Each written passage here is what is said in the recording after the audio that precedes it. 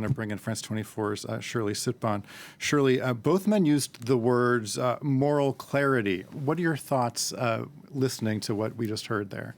Well, what we heard and what we didn't hear, because we were really expecting to hear what Anthony Blinken had to say, for example, about the operations in Gaza. So let's start with what he did say. Of course, there was a very strong emotional dimension here, saying he was not here just as a Secretary of State of the United States, but as a Jew, and he said everything that struck him in these attacks of Hamas against Israel. He said the word ISIS, just like Benjamin Netanyahu. Benjamin Netanyahu, the Israeli Prime Minister, described scenes that we saw in recent days of the massacres committed by Hamas, by these armed men in Israel. Well, both men said, basically, this is like ISIS. Hamas is not the way it used to be, does not represent in any way the future, represents evil. It must be crushed. That's Israel's duty to crush that group, to make this never happen again, to ensure this type of thing never happens again. This is what Anthony Blinken said. And when Benjamin Netanyahu, he said the word saying, we're happy to have the U.S. support today, tomorrow, in the future. Right. Well, Anthony Blinken said the same. You have our support. He said, you can defend yourself, Israel, but you don't have to be alone. We're here to support you.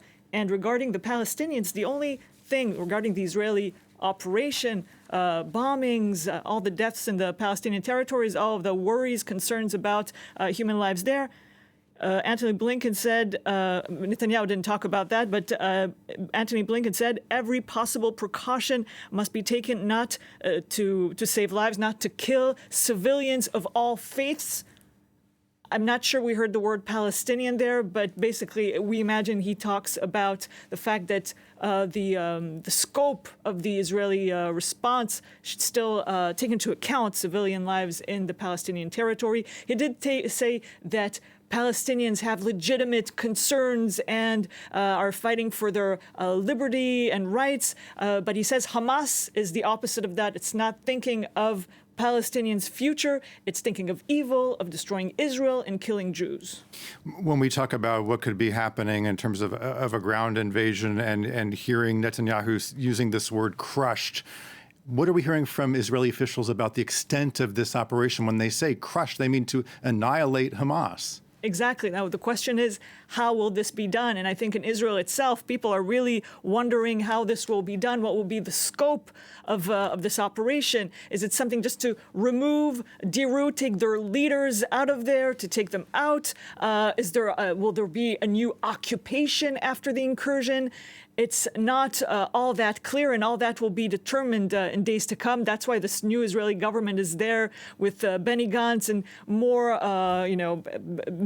former and current military officials to find the best solution. But of course, the UN, various countries, and many have warned against something that will be dramatic and deadly on the Palestinian sides. And until now, the Arab states around Israel and the Palestinian territories, they've been saying, they haven't been saying much. They've been saying they don't want to have an operation that's too brutal. But as days go along, they may be more and more critical of what is happening in the Palestinian territories and as the death toll mounts.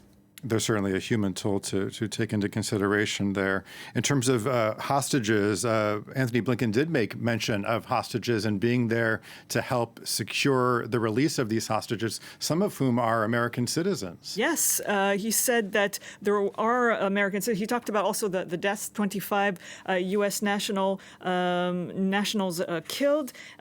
He also said, that, yes, the Americans are among those taken hostage, from what I understand. He said 36 countries, citizens, nationals from 36 countries were either killed or taken hostage, and that's why so many people around the world feel involved. And he also talked about the fact that the U.S. is bringing ammunition, it's bringing interceptors for the Iron Dome, it's bolstering U.S. aircraft in the region, and this is to stop other players from getting involved. He says for those who are thinking about joining the fighting, don't.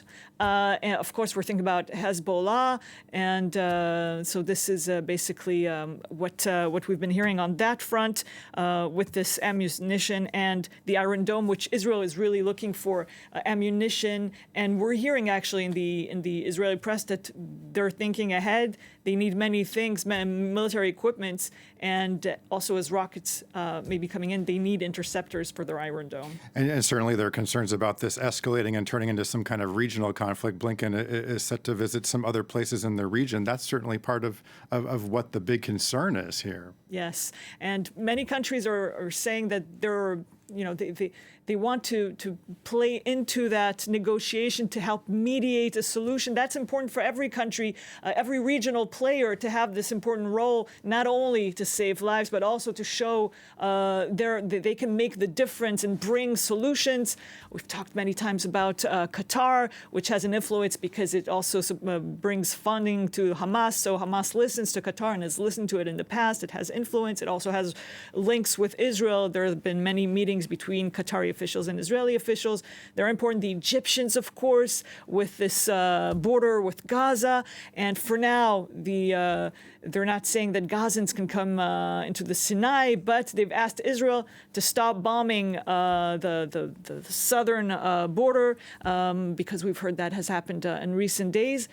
We'll see how this developed. Of course, there's Turkey, which is also trying to mediate a solution for hostages while calling on Israel to stop the bombing of the Gaza Strip. So every country both saying, we want to help mediate a solution.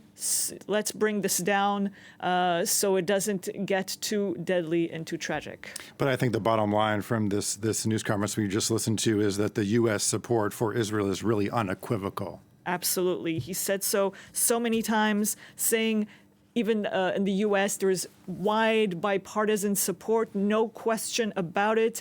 The U.S. is there for quite some time. Right after the attack started on Saturday morning, the Israelis were saying, okay, there's some support, but it's going to be quick, a few days. We have to act fast. And now it seems that the U.S. is giving more time, bringing more support than was initially thought at the beginning, maybe because of everything we've discovered since then, that it's such a huge operation from the Hamas. At the beginning, we talked about several dozen people, several hundred people, and now it seems to be like thousands of people who came in from the Gaza Strip. So this is why maybe it has amplified support for the Israelis on the U.S. side.